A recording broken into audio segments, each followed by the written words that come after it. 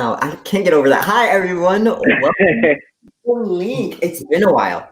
Happy New Year. Happy New Year, everyone. I feel like I haven't seen you all in forever. Or am I tripping?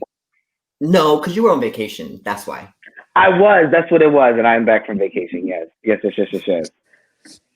So, hi, everyone. Welcome to Link. This is the collaboration between APLA Health and Pyro Media, funding by CDC, and it is the year 2021. We're back. We're here. We're better than ever. You might be seeing that there's only 3 of us, and usually there's 4.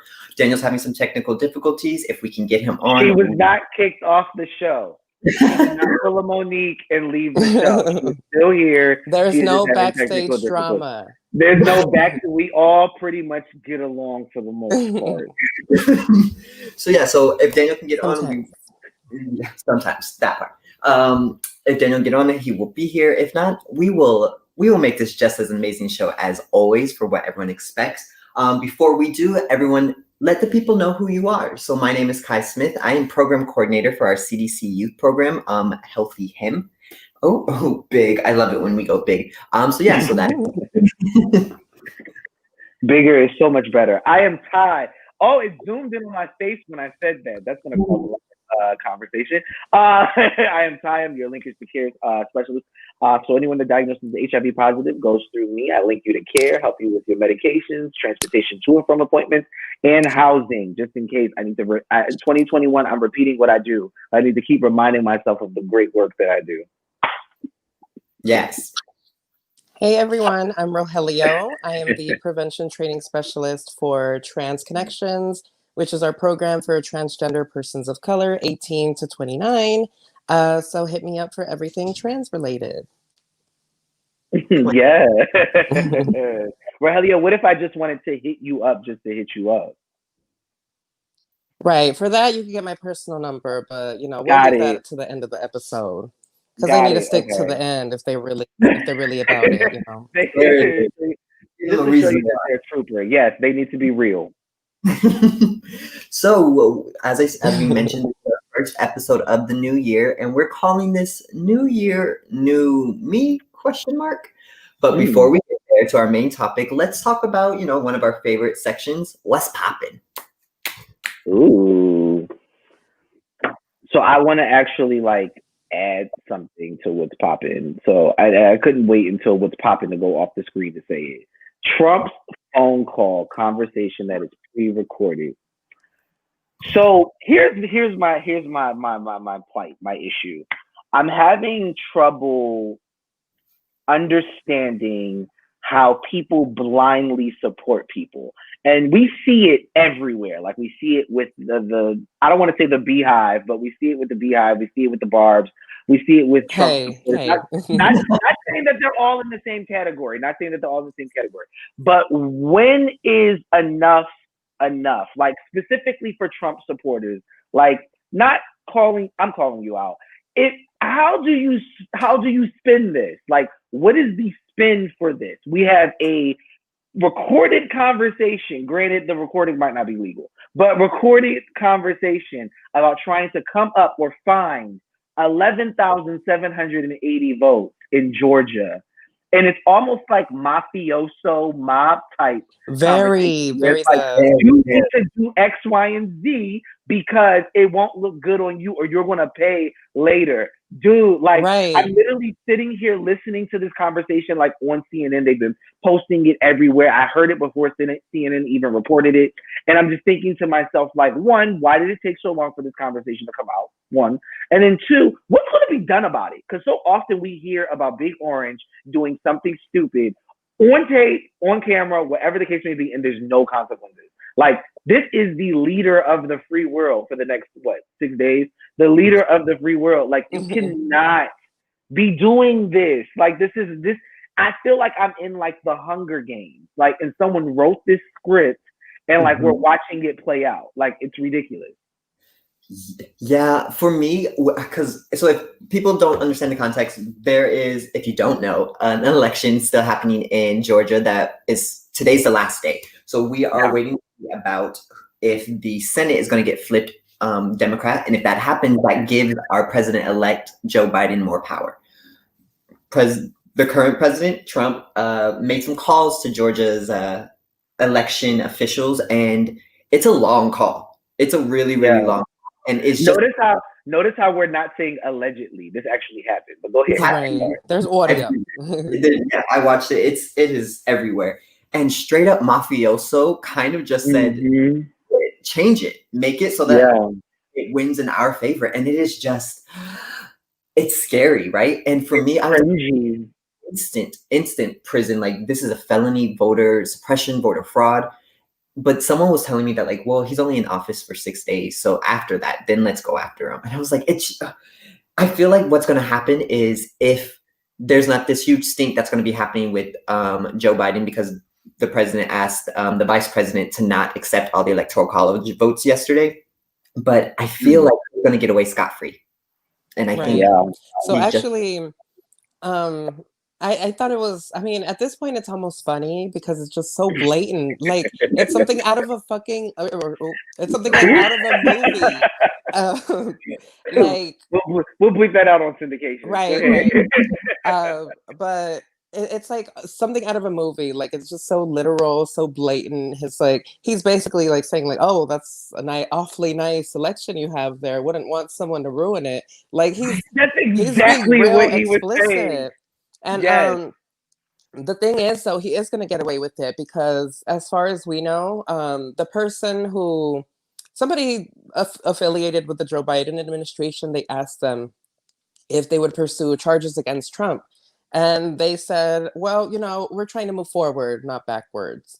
And it's just so this man is going to be able to challenge, basically do a political coup against, the country to overturn an election that he lost overwhelmingly. And it's just kind of scary that it's like, he doesn't care.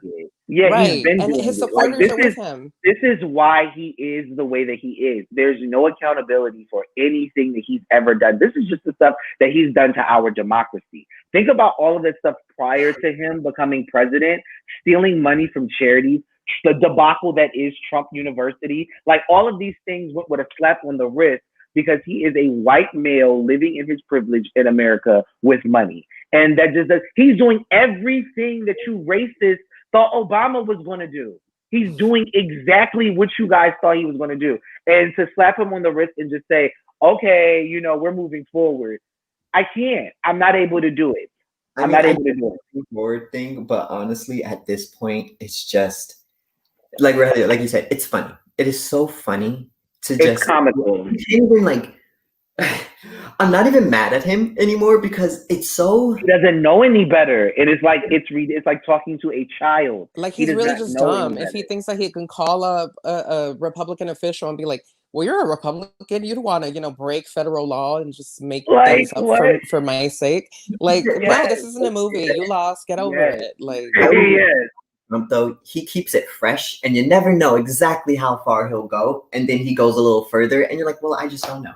Like, we'll just darn. Yeah. Right. We're gonna be really bored with Joe Biden. Really, really bored. I would love to be back to his regular, like, normal, boring presidency. Like, he won't even be as entertaining as George Bush was. Right. Like, it'll be real. Like, I'm staying inside. You're going to see a lot of Kamala, but other than that, you won't really see much of Joe. I can already see it. Bored and underwhelmed. I'm anticipating it now, but we just need to make sure to keep that fire lit under us, because we can still, at least we can push Biden. Trump was helpless, but like, we can push Biden. We can push Biden. So I want to go to our next topic, COVID-19 and COVID-19 part 2. So if you don't know, there is a new strain of COVID that is going around. Started in London, or in the UK, in England area. It is now has been reported in California. There's another thing I can't think, but I think Colorado, and then New York just announced either today or yesterday they found their first cases there.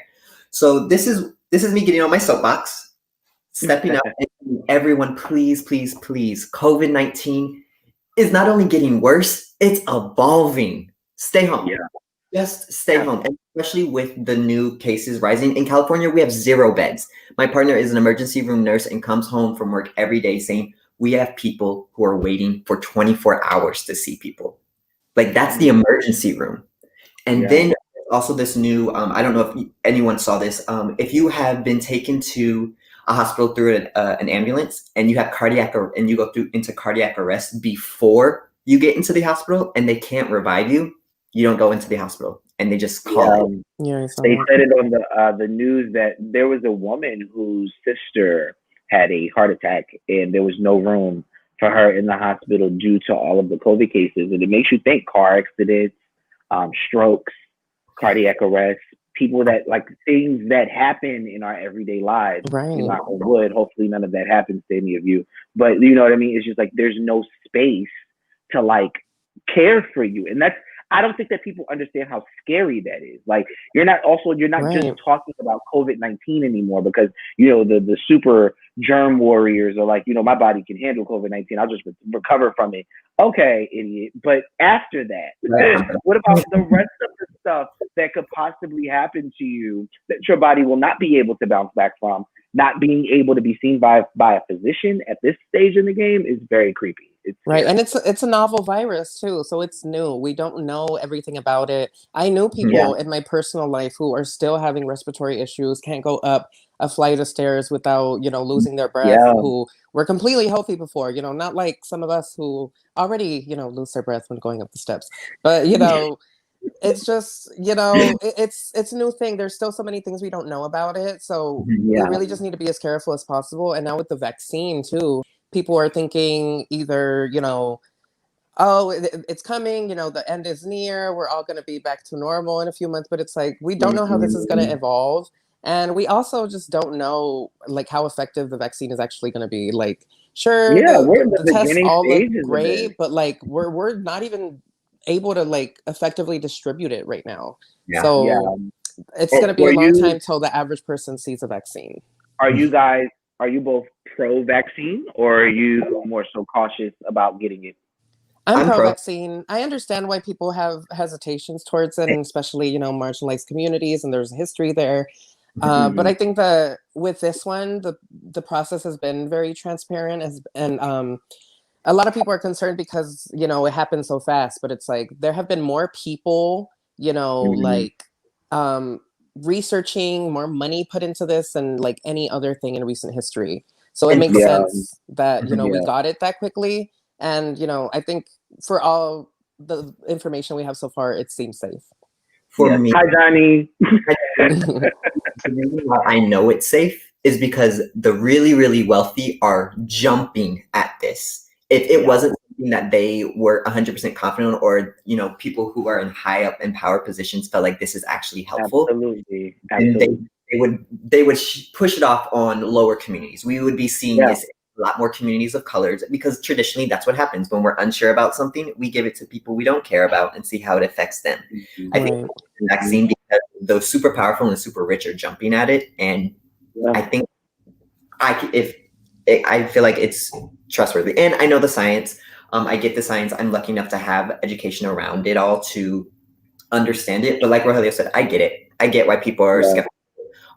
Which is why whenever I have conversations with people, I always try to provide as much information, especially people. Absolutely, and then understanding where people are. Like I think that us working in the field, we know that people have their second thoughts and their biases against certain things that come out, and that's fair, you know, given, like Rogelio said, systematically what the healthcare system has done for people of color and marginalized communities. We know that there's a lot of unanswered questions and a lot of skepticism. That's the word that I was looking for.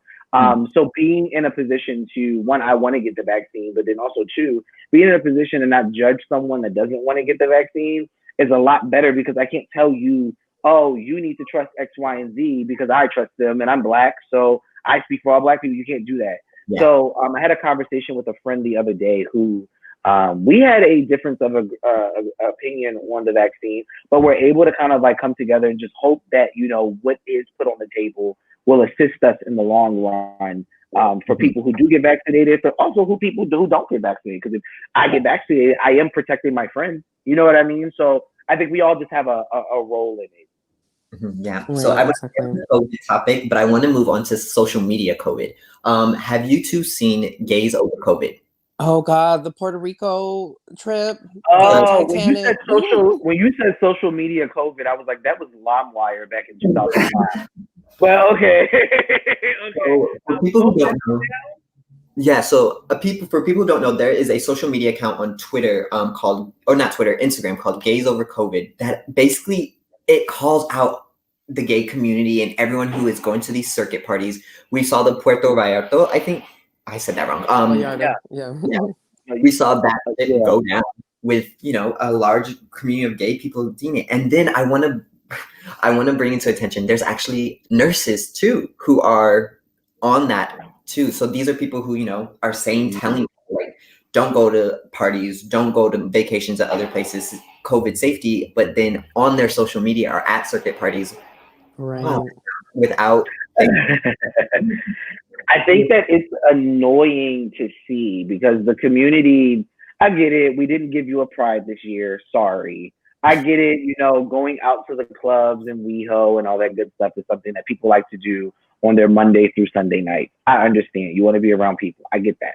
But it's just not safe to do so. So going to a different country, hopping on a boat is not any safer than going to West Hollywood and partying with the people that are not there. So it's just like it's interesting that I saw some of the comments and stuff like that. People are like, you know, you shouldn't have been on the boat in the first place, and I agree with it 100%. I know it sounds effed up, but like, you know, you're on a boat, you know, partying with several different people. I also heard that there was like planned orgies and all that other stuff. And we talk about sex 24/7, so we can have this conversation on here. There were planned orgies, like a 3-floor orgy. And I'm just I love that word, orgy. And I'm just sitting here thinking to myself, like, what is going on? Nothing has changed. And I guarantee you, none of you have gotten the shot. Right. So it's interesting to see. I mean, I know the gays want to party, but it's like, sis, sit down. And I also feel like we need to bring up the element of the fact that they're also endangering these people in third world countries. Like these are people, these are essential workers in their respective countries. They may not have the same resources or access to, you know, medical care that we have here, even though it's still even bad here. So the fact that they're going into these spaces and not caring about, you know, not only their own health and the health of, you know, the people that are around them, but also the local community who like has to work for them. And don't try to like justify it by saying, well, the boat couldn't have gotten to the middle of the ocean if someone wasn't driving it. That person wants to get paid. People are in crisis right now. We got a $600 stimulus. That's not enough to even pay your light bill. We don't know what's going on in Mexico. We don't know what kind of stimulus they're getting. Or in like South America or like China or wherever. Like these people want to get paid. So just because they're showing up to work doesn't mean that, oh, I'm going to fly and give them some work. Americans are weird. And it's our own country too. People are still going to Hawaii in their like they are on the island and they can't go out. But then you have these tourists flocking to the islands and just having a good old time. Like it's not. And even people going to restaurants. Okay, yeah, right. Sorry, everyone. But so my last little thing is, have you two seen the nurse who got COVID, was put on a ventilator for 6 weeks, raised $20,000 on GoFundMe to pay for all of that? They went to, you know, a sex party or something, and they have COVID again. Right. Oh God. Upset. Like for me, it's one of those I couldn't fathom this man was literally in a coma for 6 weeks, and his before and after picture, he probably lost over 100 pounds. He was a very he was like a beefcake down to like a twink. And it was, and you know, the first time when people were first paying for it, his GoFundMe for the care, it was like, okay, this makes sense. But when someone gets COVID again, what then? Like he was literally using that as like, you know, be safe, wear a mask, like I didn't listen and I'm healthy. And then he's just gonna turn around and like forget all that, forget that he just went through that. Probably thought I'm invincible now because I already got COVID and I recovered and nothing can stop me. But like they can get, and probably don't think that they can get COVID again, which has not been proven. First of all, shout out to GoFundMe. Shout out to GoFundMe. Y'all need to like literally. Y'all need to start banning these people that are committing fraud on your platform. Like this is fraud. This is literally like You cannot do another GoFundMe for your medical expenses because you wanted to go join an orgy. No. So that's just where we are right now with COVID. Yeah, it's crazy. So basically, more of the story, everyone, COVID is still happening and it is changing, and it's changing faster than I think a lot of people thought it was going to be changing, and we don't understand it. We don't know what's going on. So please, please, please, wear a face mask. If you have to go out in public, please keep 6 feet in distance. I cannot tell you how many times I've gone to the grocery store and I've seen people with their masks under their nose. Guys, this droplets right there. That doesn't work. So it has all of it, yeah. And it can go in your eyes. It can go in your eyes, and your eyes can absorb it. Johnny just texted me and told me to take my shirt off. It can go in your eyes and absorb it. It can absorb it, and you can still get sick. So don't think that just because you are wearing a mask, you are doing everyone else a favor and yourself. But at the same time, like, you have to remember, the mask is just one of the many forms to assist or aid with not spreading it. If I sneeze in my mask and I have COVID, everybody around me is going to get COVID. Right. That's the bottom line. It's going to go everywhere, out the corners of my mask, up in my nose, all of that. Well, so with that, we're going to take our first break. And that was with What's Poppin'. I'm sorry. I'm stuttering today. It's okay. It's Monday. It's not Monday. Welcome back. Welcome back. So we're going to take a quick break, and we will be right back.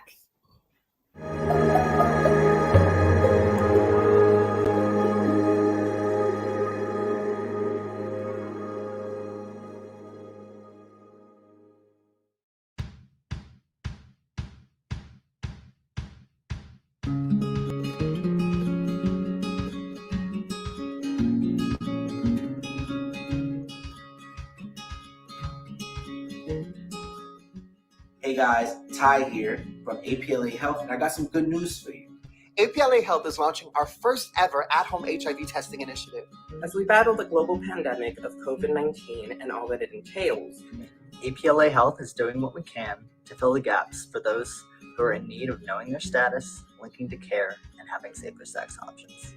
The initiative, officially known as Swab and Chill, will be our virtual hub for those seeking to take an HIV test, receive HIV kits, link it to medical care for those who are HIV positive, while also having access to several other programs and services that specialize in harm reduction for HIV infection. Such services include private PEP information, as well as substance abuse services. Our goal with Swab and Chill is to make HIV testing easily accessible and easy to use within the comfort of your own home. We provide each client with the OraQuick at-home testing kit. This kit is a simple test that is done by orally swabbing the gums and waiting 20 minutes for your results. APLA staff is available to virtually assist you while taking the test, while providing resources and support for those who may test positive. maybe you already know your status and you're just low on condoms and lube due to accessibility. No problem. We can also send you one of our safer sex kits right to your front door. As we strive to keep our community safer and well informed, your privacy is also a high priority. All packaging will appear from APLA Health. Our over-the-phone assessments are quick, easy, and secure, so you can feel safe in sharing your results with us and asking any questions that you may have. If you or someone that you know is interested in having one of our at-home testing kits mailed to you, or you just want more information on what Swab and Chill can provide, please call one of our team members at 323-329-9713, or just email us. Come swab and chill with us. Come swab and chill with us. Come swab and chill with us. Come swab and chill with us. Come swab and chill with us. Come swab and chill with us.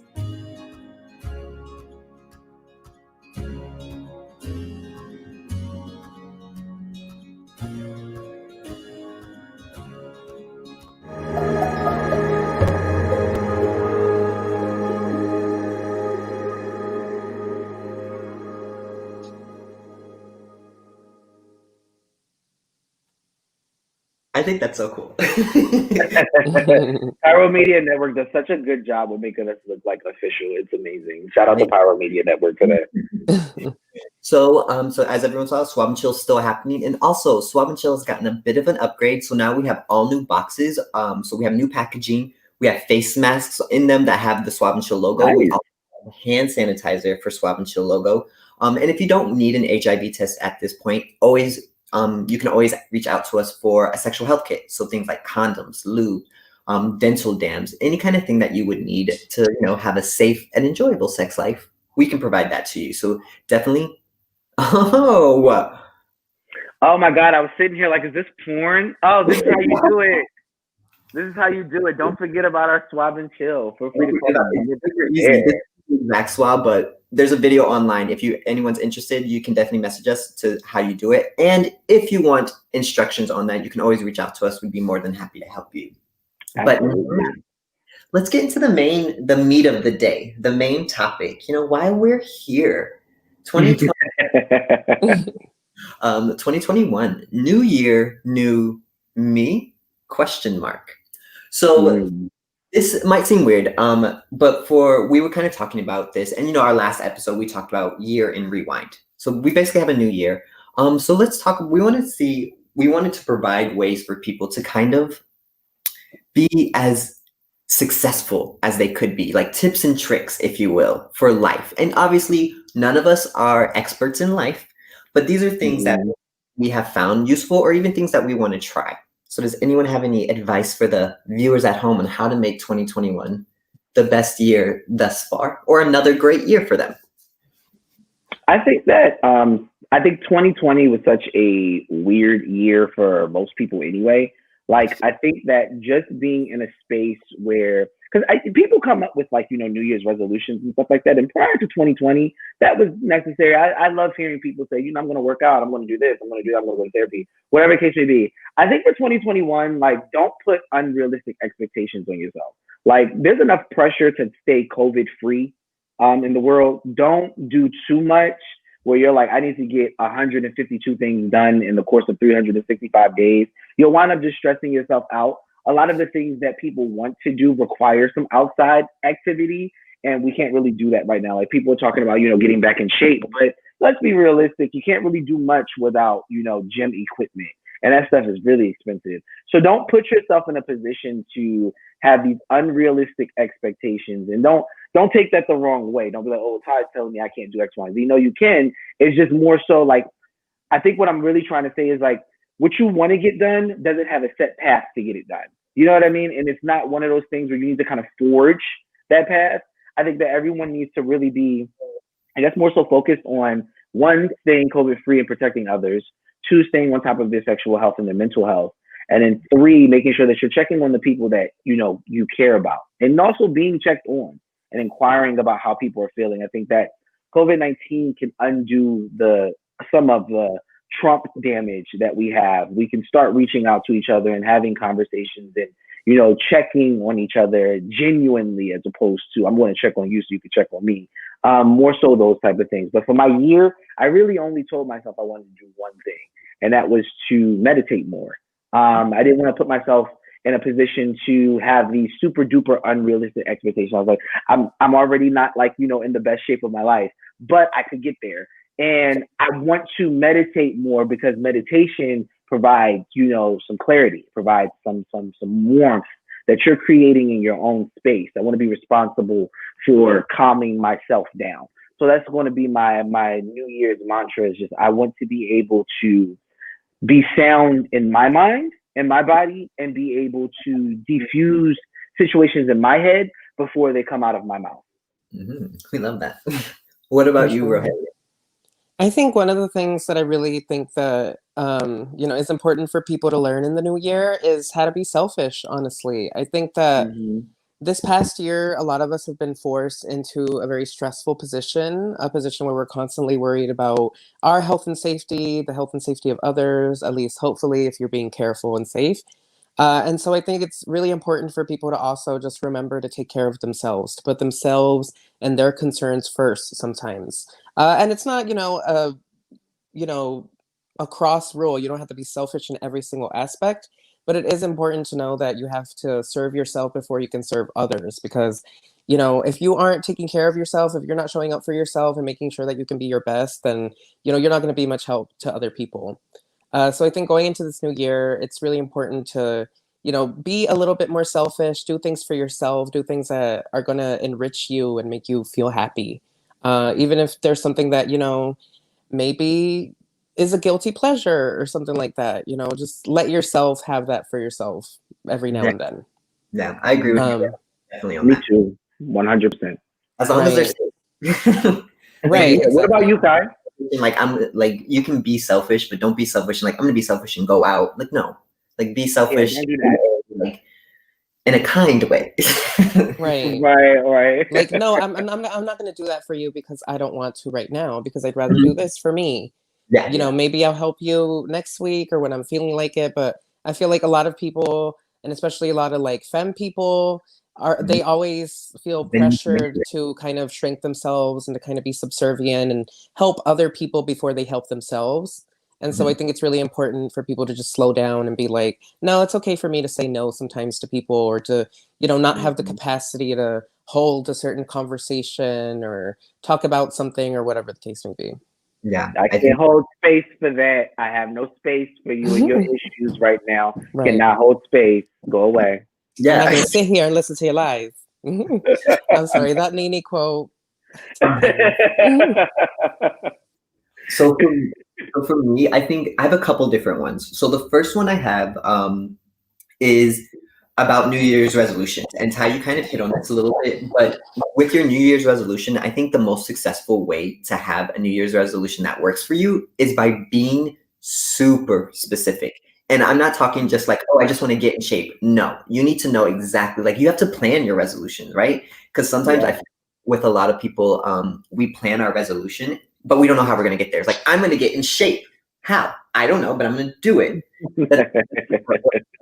So for me is especially like be super specific. So I'm going to get in shape. How? I'm going to do crunches every single night. I'm going to do 10 push-ups before I get into the shower. I'm going to go on a walk 3 days a week. Like really be super like, and hold yourself accountable. That's my next point, is start holding yourself accountable this new year. I think a lot of times we like to blame things that don't work for us or like don't work out for us on other things. So like, you know, the situation like this morning, and I told Ty this morning, I was a mess. Like it was just a mess this morning. I couldn't do anything. It took me an hour to send a 5-minute email. And I just kept saying, oh, it's just the new year. I'm just frazzled. And I was like, no, I didn't prepare for the day when I woke up. I didn't make sure that, you know, because I wasn't, I didn't work yesterday. So I didn't make sure that I had prepared myself for it. And that's one of the things that I'm really guilty of, is I like to blame situations on why things don't work out as opposed to what did I do?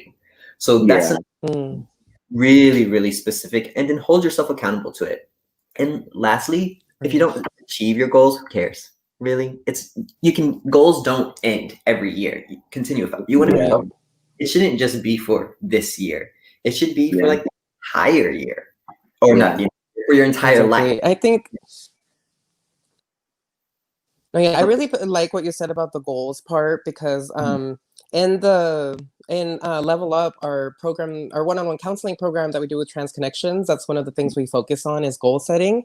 So like we always teach our clients that, you know, your goals have to be concise, they have to be specific, and they have to be achievable. Like they have to be something that once you complete it, you know that you've completed it. It's not something like you said, let me get fit, because that's something arbitrary that you may be chasing forever and may never be happy with. So it's like something like, you know, I want to go on a walk once a week, you know, it's something manageable for people. When Kai said that 10 push-ups before when Kai had that entire list, I was okay, maybe one or two of those. I wish I could only do 10 push-ups. I do 300, because if I only do 10, my body's gonna be like, that's all you got, little bitch. So I can't do 10 push-ups. So I have to get my 300. I'm looking at Dante's comment, like, yeah, nah, I ain't about that in shape life, grabs Doritos, after he just debuted his new hairstyle. Dante definitely has a whole new look to it. We need to get Dante on the show so he can debut that new hairstyle. Right? And also, happy belated birthday. Dante said, yes, happy belated birthday, sir. We miss you a little bit, not a lot. Like this. So those are the things. Wait, when's Dante's birthday? It was the 5th. It was yesterday, right? Yeah. Yeah. Today's belated birthday, Dante. And if you don't know who Dante is, he's our boss. Yeah. But I think also one of the things for the new year, and this is a hard one. This is a really, really hard one that I'm working on this year, is scheduling myself. Like really, really scheduling myself. And it's not like every single minute of every single day, but like a general idea. So if I know I have to get things done today, write down what I'm going to get done. I don't have to say when I'm going to get them done, but these are the things I have to get done today. Yeah. And because a lot of times what we think is we have so many things that need to get done in a single day. And if you write them all down, you'd be surprised how many of those things can kind of wait, right? So instead of freaking yourself out because you haven't completed your list for the day or your task for the week, by really, really breaking it down and, you know, inspecting what you have, I think it really helps. So for me, I know every day now, and I've been doing this on my phone in my little note sections, I write down, you know, 4 or 5 things that I want to achieve today. So today it was, you know, catch up on my emails, send all the reports that I needed to do from last month that were due on the beginning of this month. The link, I watered my plant, and I still have to work out a little bit later. So 5 things, all super manageable. But I think a lot of times we create lists for ourselves, almost like we don't want ourselves to succeed. Like, don't be your own worst enemy, right? Like, I think that's always something. Self-sabotage. Self-sabotage. And especially as queer people, I feel a lot of times we create these ideas of what it means to be a perfect life because we have these really outdated models and modes of what it means to be happy. And when we don't succeed, we freak out. And that's a little bit on my on the next segment. I can't wait to talk about that. But so yeah, I won't go into but I think that when we do have that conversation, it will be very, very important to note that the idea of happiness within the LGBTQAI plus spectrum is what you created, right? Like, we didn't really have molds to go off of that this is what we need to be. And then also we can be that mold to not just ourselves, but people that we mentor later in life. Instead of putting those unrealistic expectations on, you know, I want to be this person. No, just be you and make yourself happy. And when you make yourself happy, people are going to look at that and be like, well, I want to be that person. I think that's more healthier than, you know, trying to self-sabotage. And yeah, I agree. And also one thing that I have to remind myself is, even if someone looks at me as a role model, I cannot think of myself as a role model, because I feel like a lot of times what happens is when we start thinking ourselves, I'm a role model. Yeah. We really sorry. We hinder ourselves, and then we also start to really create this idea of like, I'm better than someone else because I'm their role model. And I think that's so harmful, especially when we talk about queer people for role models. Like, we have them, and it's really hard for a lot of queer people to find a role model. And oftentimes we find role models who are not the best, and it becomes like these grooming situations often too with, you know, finding someone who you think is really going to help you change your life around. So if you are someone and you think people look up to you or that you are a role model, really humble yourself. Like, you don't need anyone else to humble yourself. Know that, you know, I don't have everything together. Like, I don't care what anyone says. No one knows what they're doing. Like, life at all. No one has any idea what they're doing. And I think when you can admit that, it makes things easier for yourself. So for this year, it's okay to say, I don't know what I'm doing, but just get through the day, right? And I think that's what, going back to our list, being very specific is, you know, we create these goals. We don't know how we're going to do that, but then we don't really give ourselves time frames with these things. You know, I just need to get through today, or I just need to get through the next hour. I just need to get these things done within the week. And I think that's where we get it. This idea of, I do it on 3-hour increments. If I can get through the next 3 hours, and then at 6, if I can get through the next 3 hours, I'll be asleep after that. But you know what I mean? If you, like you said, don't put too much on your plate that, you know, it's self-sabotage when you make a list of 152 things that you want to do all at the same time. Like, it's just, and I learned that the hard way. It's like, you can't really focus on perfecting or trying to utilize one skill if you're focused on getting 100 other things done at one time. It's just going to overload you, and you're going to be stressed out, and everybody's like, why are you stressed out? Because I'm just trying to get all my goals done. You don't sound cool when you say that. You do not sound cool being pissed off because you have a lot on your plate. You do not say, that does not make you sound important. It just makes you sound like you have horrible time management. It also just goes back to like being kind to yourself. Like, even if, you know, like Kai was saying about not seeing yourself as like this huge influence or something. Like not only does that require humility, but it also, give yourself a bit of freedom in that space, because it's not fair to hold yourself always to such a high standard, because we're all human, we all mess up, we all always can't show up for everyone all the time. So when you start getting yourself into those places, that's when people start to experience burnout, and when people, get overwhelmed, and when people like me tend to like snap because, I have a temper. So it's like after dealing with so many things, sometimes I just get to the point where it's just like any little thing can just like make me snap. So I think it's important to also, take a step back and be like, well, I'm human as much as I, may be all this and a bad bitch and yeah, but like at the end of the day, like you're still human and you're still gonna mess up. So be kind to yourself. And I think it's a thin line. It's definitely a thin line between bad bitch and sad bitch. Don't tread that line. Right. That's like my entire life, yo. You will be a sad bitch if you overwhelm yourself. I try to walk that line. I like to be bad and sad. But bad bitch in the morning, bad bitch at night.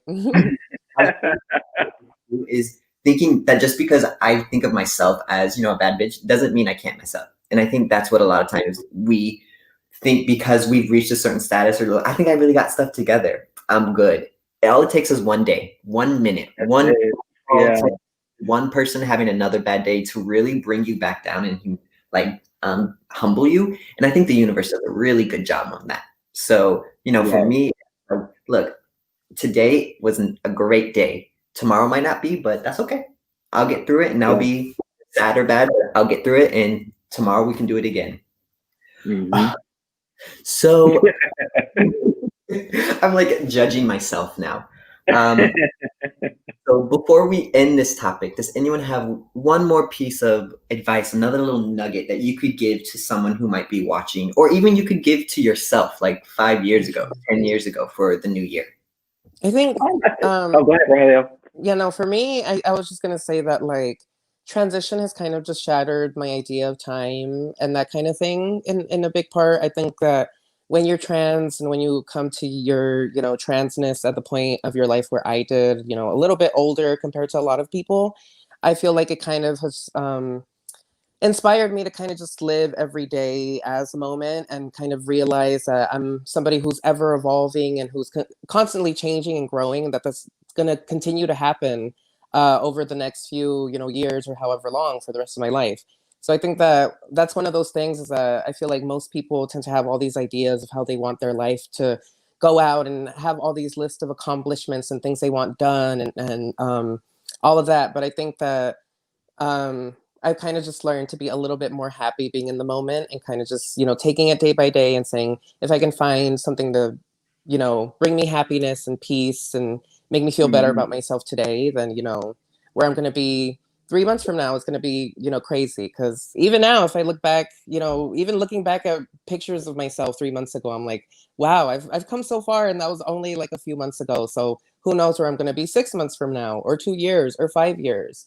So I feel like that's something that definitely everybody can take, and it doesn't just apply to trans people, of course. It's just being kind to yourself and realizing that time is an illusion. You don't have to have all your life planned out and all your things that you wanted for yourself by 30. You can wait till 40, 50. You can choose any time to change your life. Let's or Kai and myself this year. Kai and myself. Right. Yeah.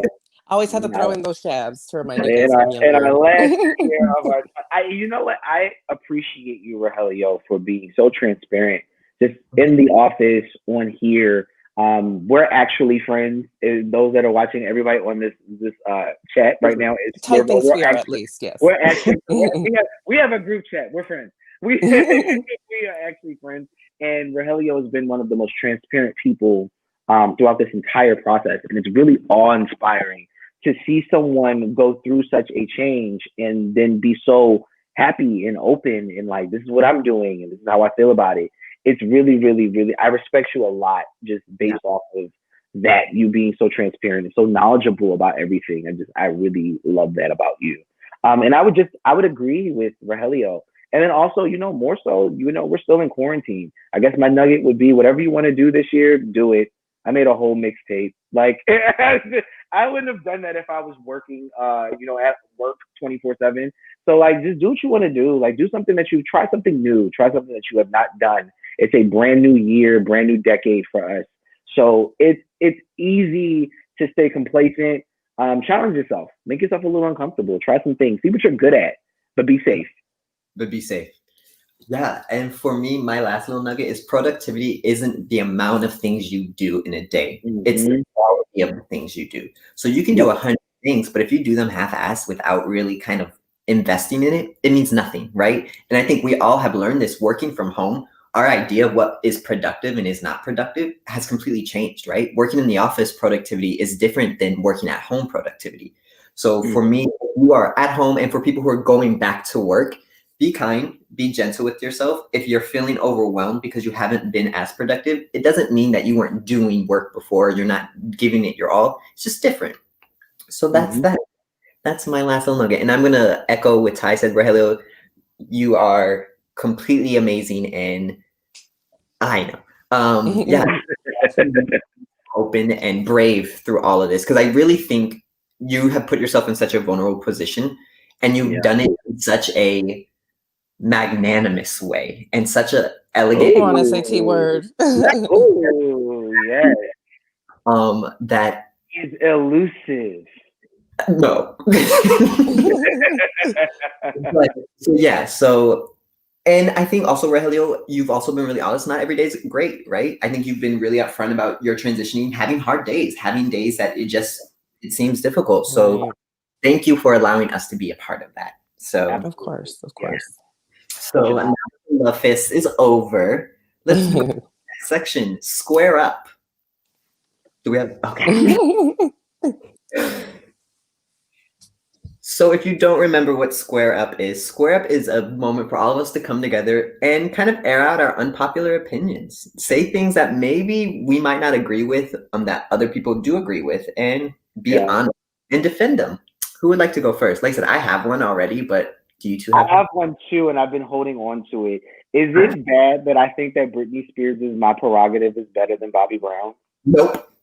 Okay. I literally just listened to it this morning, and I was like, this song literally taught me what the word prerogative meant. Like, I was so nervous. Like, I was literally sitting here like, I don't know who's going to be watching today, but Britney Spears' version of My Prerogative is way better than Bobby Brown. I'm sorry.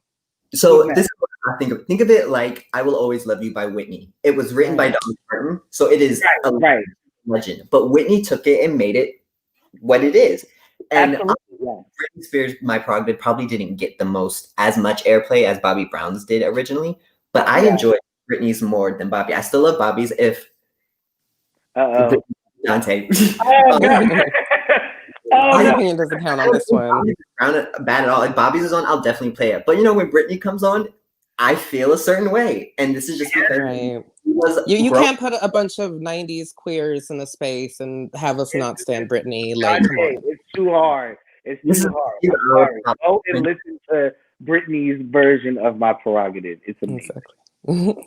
That's a good one, Ty. I mean, that is actually pretty divisive. I like white women over, but yeah, I'm gonna have to give it to Britney on this one, and it's just because in my life it made more sense at the time, as opposed to hearing Bobby Brown Prerogative from my parents, listening to it when I was 3 or 4. Okay, great, it's a song. I don't get it. Right. I was older, and I was like, yeah, same. Everyone's right. She drove that car into the pool, and I sat there, and I was just like, I could do that. Dante in the comments being petty. It's okay, Dante. Hey, this is why these are unpopular opinions. Right. You're entitled to your wrong opinion. Rogelio, do you have one? I do. So this one is pretty controversial. I definitely think it's going to divide, especially a lot of people in our, the younger generation and queer people. Some of y'all need to chill it out with astrology. Like, people do far too much. Like, I get it. Astrology is fun. I love it. It's fun. I always call myself a textbook Sagittarius because, it just applies to me. But at the end of the day, people are taking it so far to the point where they're like making assumptions about people based completely over their signs, or they're like, oh, well, these two people are feuding. Oh, well, she's an Aries, so that means that she takes things personally and that she does this. So she's probably right. And I'm just like, that's the thing that you get into a very dangerous place where you start to essentialize people. Where you start to say that just because of how they were born, where they were born, when they were born, that they are inherently a certain type of way. And because those are the very same arguments that people like racists make and homophobes. And it might be a little dramatic to draw those lines, but I definitely think astrology, like, some people need to chill. Like, it's just fun. Right. It shouldn't be a way that you necessarily live your life. Especially because I know a lot of people who are atheists who like still take astrology super seriously. And I'm just like, how does that make sense in your mind? But okay. Sorry. I saw Kai backed out of his seat. Kai backed out of his seat because Kai is big on astrology. But here's the thing, and I agree with Rogelio 100%. It's also, to me, if we are like trying to date or get to know each other, it's also a turn off when you ask me my side and then say, oh, you're one of those. Okay. They all have negative connotations to them. What are you talking about? How are you going to defend yourself, Kai? So, okay, because I agree with you. I think there are people who take astrology to a place that is just, as you said, Rogelio, dangerous, in the same idea of, people who are racist or people who are, homophobic, based off of what they think they perceive off of information. Also, astrology is so different in different places, and different people think things. I mean, my birthday's May 21st. Some places I'm a Gemini. Some places I'm a Taurus. Why is that? That's my friend too. I think hers is May 20th, and she still gets that. Mm-hmm. So it's one of those things I get. I really get. This is how I look at astrology. I look at it in a spiritual sense. In the world, one thing we know from science is everything is created from something. Energy is energy. So I think when you're born, don't laugh at me, Ty. I was trying to keep a straight face. Because honestly, this is, and Dante even said, my sign is Christianity. And I think it is in the same kind of mindset. We can talk about that one too. But next episode. Next episode, what Dante is a guest. I think when I look at astrology, I look at it as, okay, this might help me in navigating myself, not other people. Like, what someone else's sign has no relation to how I react. But sometimes I look at astrology and I think this might make a little bit of sense. Or maybe for me, this is a little something based off of, the universe in that moment I was born, the energy that created me in that moment gives me a predisposition to certain behaviors or certain things. However, I never blame the shoddy things that I do on me being a Gemini or me having a Virgo moon or something like that. I don't blame my personality on myself. I like that. Right. I like your brain. I think it gets the thing that I don't like is when people say things like, "Oh, like I don't date Sagittarius." Well, that's because it's my sign. But it's just like, when people just make those hard lines, it's just a little ridiculous because that's not even how astrology even works, right? Yeah. Because there's like a whole like birth chart, so it's just like. You're not even representing astrology well when you say things like that, but okay. Just knowing your sun sign is not enough. To really be in astrology, you need your sun, your moon, your rising, your Lilith. You need to know what house your communication is, what planet rules, what things. So it's an intense thing. And also what we see in modern day astrology is, because I took a class in college for one of my psychology courses, and they talked about it. Astrology is so just surface level. They could put what the characteristics of a person is on any sign. Everybody's like, oh my God, that's me. Right. I get mad sometimes. Oh, I'm such an Aries. Right. It's like those people that comment under people's pictures when they're hugging and they're like, gold. Bitch, you ain't never had a hug. Like, you don't know what's going on. Right. You can't automatically assume that everything is right in that. It reminds me of like those like fake psychic mediums who are like, I feel a J, Juan, yes, Juan. Like it's very like that. That's what astrology is. John, everybody knows a John. Right. It's like those very broad strokes to kind of apply to the most people. So most people will be like, oh, that seems familiar, but it's specific enough to still feel special. But like, I get it. I check my co-star every Daniel now would and then. hate It's us. fun. Daniel would hate us on this conversation right now. Daniel would hate us. I think ultimately, though, for me, it's fun. It's such a fun little thing to do. And as adults, we lose our imagination. I firmly believe we lose this freedom to just pretend and just kind of believe for a minute. And it's so nice for me to kind of read my astrology chart and be like, ooh, I'm such a Gemini with a Virgo moon, Cancer rising. I see it. He does that too when he reads it. He does. Kai is so complex and so whatever that you're not going to get it from my astrology chart. You just won't. But it's still. And I will ask anyone, they know what their chart is? We need your unpopular opinion.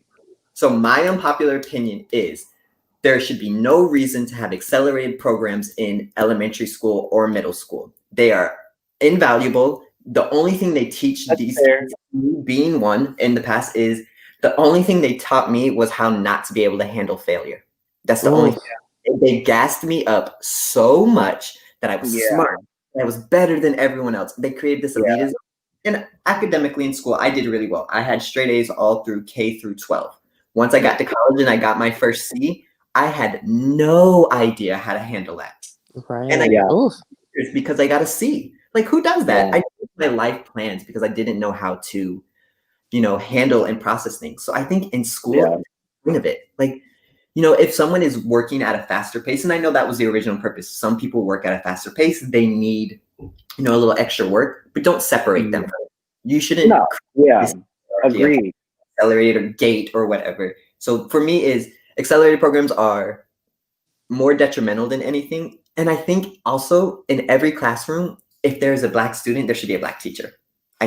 Absolutely. I believe that Black teachers should teach African American history. My African American history teacher was a white cisgender woman. And I was sitting there and she's like wearing like this hippie stuff. And I was like, this is problematic. But I was like 15. So for me is because I can't even remember, like K through 12, I didn't have one Black teacher, not one. And I couldn't imagine what it would have been like for me to not have the education that I received from someone who is, Black, who has a similar experience. And I think also it creates some of this dynamic that I remember in elementary school. It always seemed like the Black kids were the bad kids, but were they really, or was it just our teacher had their own implicit or racial biases that those kids were the ones who got in more trouble? The bad kids were the ones in the bathroom wetting the paper towel and throwing it on the ceiling to see if it would stick. Right. God, I remember those were the bad kids. If you went to public school, you know exactly what I'm talking about. That brown paper towel that they found in other people's trash and made us use it. You wet it up, throw it on the ceiling. Those were the bad kids. I was in the bathroom doing that.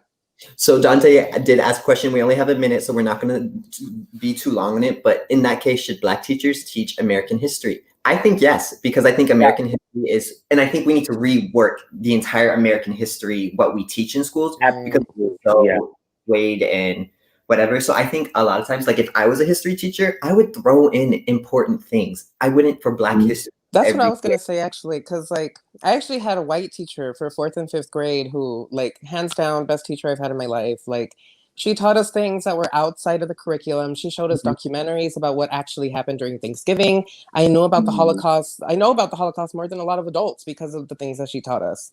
Yeah. So, like, I feel like it really is a case-by-case thing because there are teachers like that. And there are also a lot of teachers of color who uphold a lot of very harmful systems. And also, that's a generational thing too. That too. You have a teacher that you identify with, that you can have a conversation like that with. We're going to get more teachers like that as time progresses. Right. Gen Z getting into education, stopping a lot of these things that are going on in the world. We're going to get a lot of different teachers as they go on. I know back in the day, that probably was like a dime a dozen, not a dime a dozen. But and I have a lot of friends who are like teachers, people of color who are doing like amazing things, and I'm super excited to see like the future of teaching with people like that. Leading it. The teachers, we love you. All right. When I was a teacher, I was like, I wish I had a teacher like me. These kids are lucky. With that, this is the end of our first show of the year. It was fun. I enjoyed you all. Right, nice little intimate group. The original Healthy Hymn crew. We are the original. Yes, we are the oldest ones at the organization. Isn't that crazy? Well, I am, but You, yeah. I'm not. Right, yeah, I was like, Well, technically, Kai would be afterwards. it's like, Yeah. yeah, it's like you, Kai, then Daniel, then me. Mhm. And I mean, Daniel was only here like a month before me, so Mhm. it's wild. People love your hair, Rogelio, and then Oh. Dante wants to revisit the Bobby Brittany conversation. I'm not revisiting it. I said what I said. Right. Dante, We'll see you next week, Dante. But everyone, thank you all so much for joining us in the link. Catch us next week, same time, same place, and visit us all on social media. So until then, bye. Come swab and chill with us. You'll never let me live that down. Never. As long as you keep making it accessible, it's fine.